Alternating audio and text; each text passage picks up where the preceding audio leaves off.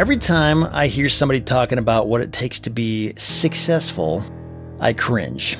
Success is one of those catch-all words people use to describe everything good in life, but the problem is that it's impossible for everybody to agree on what success really means. So Merriam-Webster gave it a shot, and they came up with the definition of the attainment of wealth, favor, or eminence. So what do you think? Is it fair to sum up every successful person based on their wealth, favor, or eminence? The problem with that definition, I think, or any definition of success, is that success is very subjective. Not every successful person sets out to attain wealth, favor, or eminence.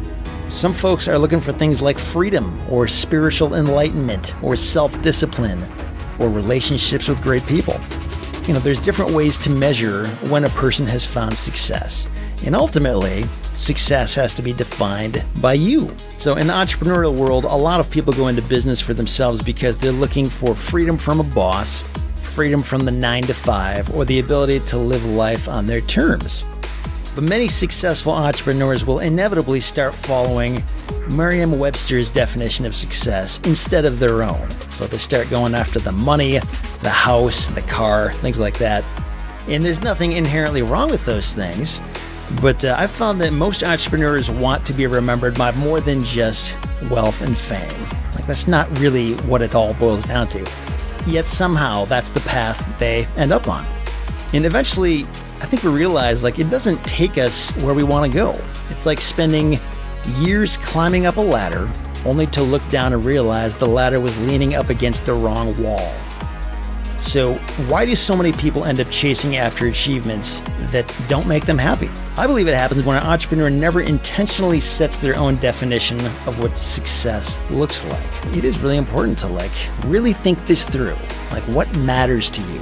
You have to ask yourself some tough questions and challenge your assumptions, and also acknowledge that there's a lot of beliefs that are infused into our heads from a very early age that are not correct or not healthy.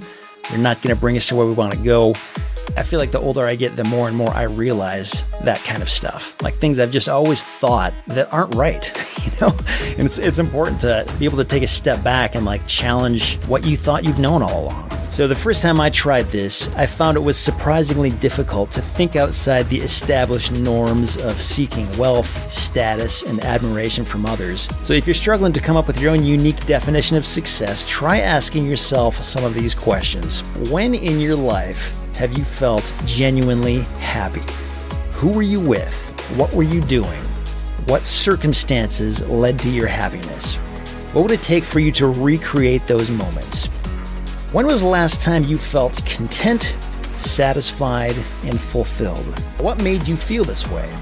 Which of your needs, wants, and desires were being met in that moment? What do you value most in life? Come up with a short list of things that matter most to you. Which items on this list matter more than the others? Put the items in order of priority and be honest with yourself again as you do this.